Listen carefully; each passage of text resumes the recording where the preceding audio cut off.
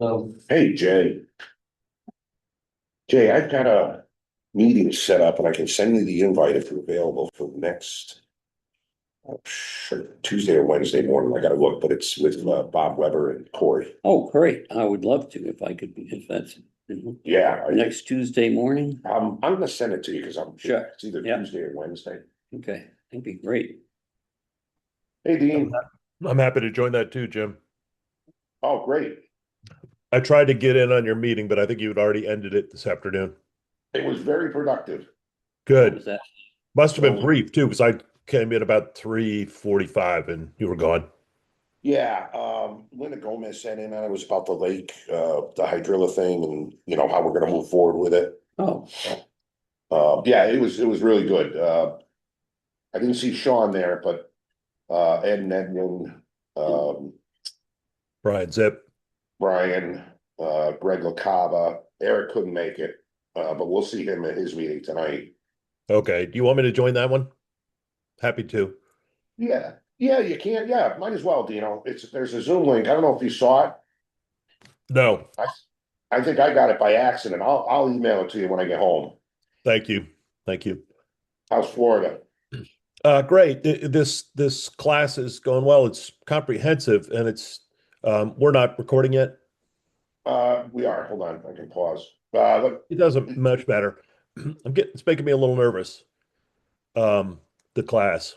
really? Yeah, it's comprehensive, Jim, and I'm worried about the space and the water and time. It looks like, you know, Wow. yeah, you're not gonna we're not gonna decontaminate these boats in 15 minutes at all. Oh, Um, wow. so I really think maybe a different location. I don't think it should be that close to the lake. We're decontaminating the boat with high pressure water, right there by the lake. I mean, it doesn't make where's it. it going? Yeah, Yeah, yeah.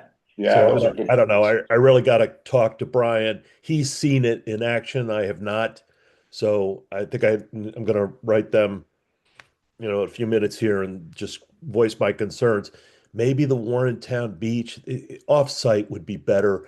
And I think what we can do to mitigate it, I'll get to this quickly, is I was thinking about this today. We could start cleaning boats and tagging them 2 weeks ahead. Yeah. Uh, Dino, you let know, me stop you. Do that yeah, during this report. That'd be great. go. Hi, Todd. We'll call the meeting to order. I would make a motion to approve the minutes of the January 29th meeting of the Board of Selectmen. Second. Second. Any discussion? All in favor? Aye. Aye. All right. No communications, no appointments or resignations. Under my report, I just mentioned that we're into the budget now. The workshops, those links are all posted on the town website for anybody interested. Um, and this hydrilla thing, and I think that'll maybe segue into your report, Dean, but I'm gonna be meeting with the Kent Board of Selectmen tonight, along with Warren, Greg LaCava, to answer any questions that they may have and get them up to speed. And I think the authority, Ed and Edgar and Brian will all be there as well to answer questions. And that's all I had for tonight. Pretty brief. Dean, You you want me want to to? roll in right into mine, Jay, and then you go since it's Yeah, yeah. Go ahead, Dean. dovetails with that. Yeah, the initiative is to start this inspection and cleaning station at the lake, either on site or just off site the lake. So we're inspecting and cleaning all the boats as they're entering the lake to decontaminate them from any invasive species. Hydrilla is the main thing we're worried about. It's in many of the lakes around us. It's very expensive once if we are infested, extremely expensive to mitigate afterwards and maybe impossible. So it's something we're all hands on deck to make happen this year. There's a lot of moving pieces that will get in place before the season starts, but it's going to be tricky. Um, so we're moving forward and more on that as we move along. One of the main things is the tagging system. So we won't be cleaning the boats, all the time. We'll be doing them once at the beginning of the season. And if they're not going into other bodies of water, we'll inspect them, but we will not have to decontaminate them. So that's going to be a major thing. So the boat owners who live on the lake, It's not going to be too daunting. We're going to do your boat once, um, really get to the ballast tanks and everything else in the hull, and you'll get tagged. And if you don't remove your boat, obviously the tag only works when the boat comes out. If it's never been anyplace else, we can tag it at that point because we'll have a really system of accounting for what we've done, cleaned your boat at the beginning of the season. When it comes out, it can be tagged. So if you took it someplace else and the tag was removed, you would have to go through the decontamination process again. But anyhow, all this to be worked out, and there'll be more as the weeks roll on here. That's great, Dean. I read in Brian's some of his information that he supplied today that the lake was tested and there is no sign of hydrilla yet. So we're in a good position. It's not like Twin Lakes. Yep. Right. It's found in the water. And so even in the ballast tanks, you can have microscopic pieces of it, and then it can bloom. So gets into the mud and then it blooms. So um, not seeing any physical evidence right now is really good, but it doesn't mean that it can't easily get in through the water. So anyhow. I asked a question today, and Ed and Edgar had stated, Dean, that this one station does everything. It does the hydrilla and it does the wake ballast tanks. Correct. Again, they can't be inspected, so we have no choice but to decontaminate those with high pressure water and then drain the water as much as you can. They can't be fully drained. This is one of the issues. So this is why it has to be done at the beginning of the season. Then we really have to use this tagging system because it'd be very difficult to do it, repeated times. Right. Again, there was a lot of some of the questions I had based on the information that Brian had sent kind of revolved around logistics. Like he had done a drawing of the boat ramp, or had a photo of the boat ramp with the machinery installed. But there's a lot of infrastructure, so right. you need electric, you need water. They had mentioned, well, we'll run extension cords. I said, you're not running extension cords on a boat ramp. You can't do that. I said, it'll never pass.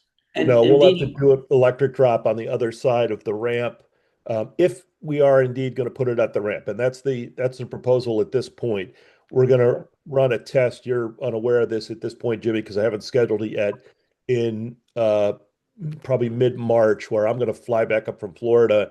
We're going to mark it off with cones where the decon station would be, so the physical size and where the trailer would be, and then we're going to get a truck with a boat and trailer and have them pull through and see if they can park in all the parking spots, get to the ramp, work around the decon station if there was a boat and trailer in position there.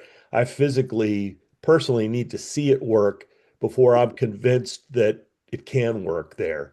So we're going a little above and beyond there, but I want to make sure that, we don't order the equipment and get the permits and then put it there and we realize, wow, this is just not possible with the configuration of the ramp. So when I get that scheduled, it'll be with Kevin, and then we'll have a little time at that point to see the infrastructure we need, in terms of the town, maybe dropping us an electrical outlet, doing a little trough across from the building to the other side of the road, perhaps water there too.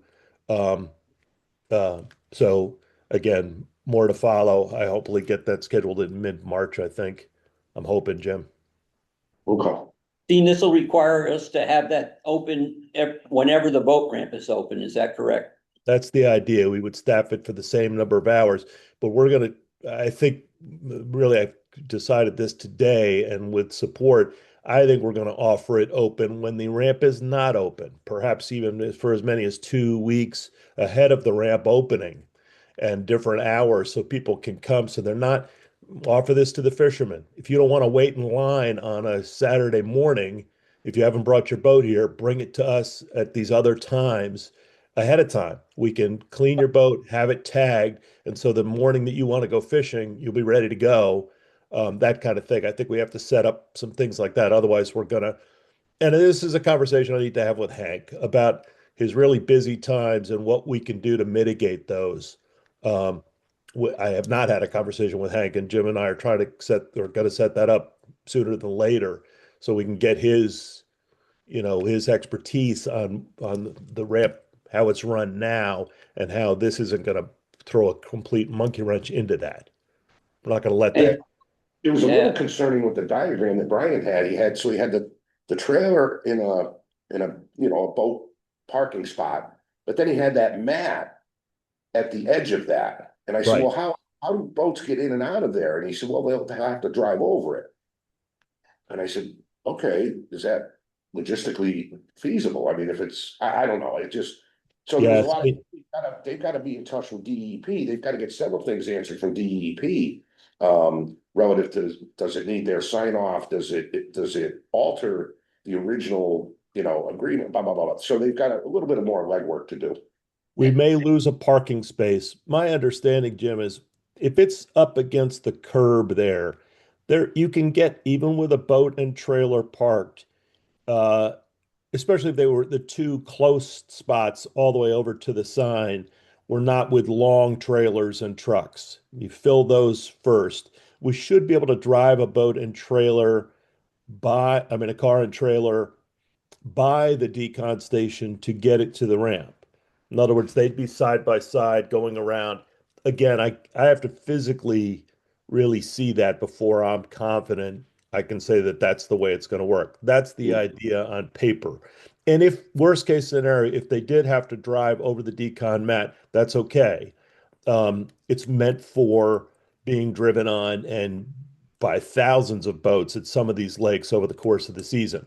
Obviously, having, the limited number of boats that we have drive over it in the course of the season, it should hold up very well for that. But to your point, if there's a boat being deconned, they can't drive through it. So we hope that they can drive around during that time when we are deconning a boat. Um, but all to be worked out. And again, I'm not giving up the possibility that may be best suited if it's off-site. And the people have to go there. They have to go there to get their boat deconned. I'm sorry, but you got to go to the Warrentown Beach or the state park or Dowlers or wherever we can put this. Thinking off the top of my head here, they may have to go there before they can launch their boat. That's all there is to it. well, they'll learn that part for sure, but Right. I always question Dean and I'm all for, obviously we want to keep the lake clean and it sounds like this evasive is really evasive. I mean, sounds Yeah. really, really bad in what I've read. But is there an issue with somebody putting their kayak in or putting a paddleboard in if they're coming from if they've used it in multiple places? Absolutely. They're low risk because they're the hulls, you can see everything. They're not going to Right. hide a zebra mussel or other things, and you're going to see the weed. So they're Yeah. fairly low risk, but they're not zero risk. So along with this decon station has to go really aggressive education. It's got to be a fourfold approach. Um, Education, we've got to really make people aware that they shouldn't be launching and these things should be clean. You know, if we have this station set up on weekends that aren't necessarily launch weekends or busy weekends, bring your stuff over. We'll clean it for you. Bring your equipment over. Anything you might think was exposed, that kind of thing, we can do that, without tagging or. So there's it's going to take a multifaceted approach. That's for sure, Jay. Yeah, that was always a thought, because I use my kayak, I don't go, I pretty much, well, I do use it in other places too. And you could pretty much put it in at the lake, so I just always was curious about that.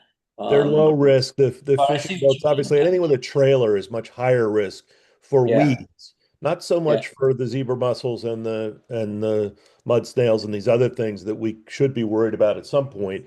Um, but the trailer is the bigger risk, all of this in terms of the weeds, because they go into the ramps, which are in shallow water, which they're often weedy areas, yeah, and really to pull it out and it gets in the wheel wells and everything else. So okay. Well, Thanks, a Steve. lot of work. thank you. Jared? Just two things. The Sustainability Committee is hosting with the gun library on the 17th. That's next Tuesday night at 6. A PBS special on plastic wars, a discussion on the use of plastics and the pros and cons and what's happening with them. We'll also be talking with, giving people suggestions on what they can do at their own homes to reduce the amount of plastic they use as part of that.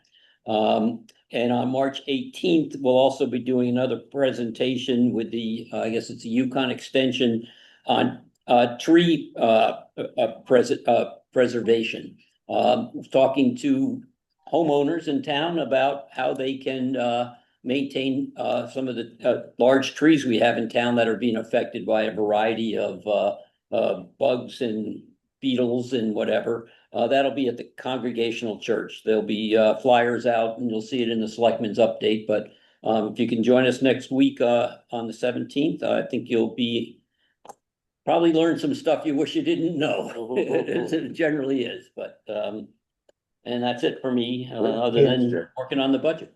Jay, when's that documentary going to be available, or when's it airing? Because everybody should see that. It was It's really I believe disturbing to me. I've shared it with a lot of people. Yeah. I know it was airing on PBS. I'm not sure if it's still there, but it is the PBS one you're talking about that we're gonna show.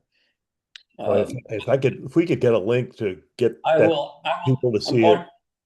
The committee's meeting now. I'll go back upstairs and ask and see if we can put that on on the website and let people know. Yeah.